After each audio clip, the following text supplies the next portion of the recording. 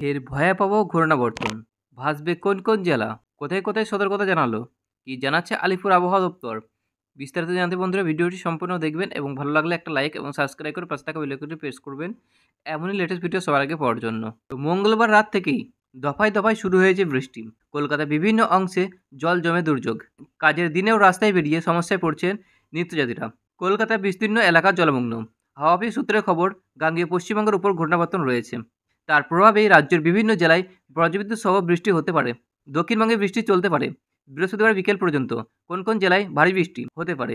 বঙ্গে আকাশে দুর্যোগ ঘনাচ্ছে, চোখ রাঙাচ্ছে ঘূর্ণাবর্তন, নিম্নচাপ ও মৌসুমী অক্ষরেখা, যার জেরে বৃহস্পতিবার পর্যন্ত দক্ষিণবঙ্গের জেলাগুলিতে প্রবল বৃষ্টির আশঙ্কা। উত্তরবঙ্গের জেলাগুলিতে ভারী বৃষ্টির সম্ভাবনা। একটানা ভারী বৃষ্টি, বাড়বে নদীর জলস্তর, পার্বত্য এলাকায় নামতে পারে ধস। একটানা বৃষ্টি, কলকাতায় বেশ কিছু জায়গায় জলমগ্ন। বুধবার সকাল থেকেই বৃষ্টি মাথায় নিয়ে রাস্তায় বেরিয়ে স্কুল কলেজের পড়ুয়া। আবহাওয়া দপ্তর জানিয়েছে আগামী কয়েকদিন বৃষ্টি জারি থাকবে। বৃহস্পতিবার বীরভূম, মুর্শিদাবাদ, দুই বর্ধমান কোথাও কোথাও ভারী থেকে অতি ভারী বৃষ্টি হতে পারে। বাকি জেলাগুলিতে বজ্রবিদ্যুৎ সহ বৃষ্টির সম্ভাবনা রয়েছে। হাওয়া অফিস জানাচ্ছে আজ থেকে 5ই আগস্ট পর্যন্ত কলকাতা সহ দক্ষিণবঙ্গের সব জেলায় হালকা থেকে মাঝারি বৃষ্টিপাতের সম্ভাবনা রয়েছে। বৃষ্টির সঙ্গে কোনো কোনো জেলায় ঘন্টায় 30 থেকে 40 কিলোমিটার বেগে ঝোড়ো হাওয়া বইতে পারে। এটা জানিয়েছে আলিপুর আবহাওয়া দপ্তর। হাওয়া অফিস সূত্রে খবর, বৃহস্পতিবার উত্তরবঙ্গের আলিপুরদুয়ার, কোচবিহার, মালদা কোথাও কোথাও ভারী থেকে অতি ভারী বৃষ্টির সম্ভাবনা রয়েছে।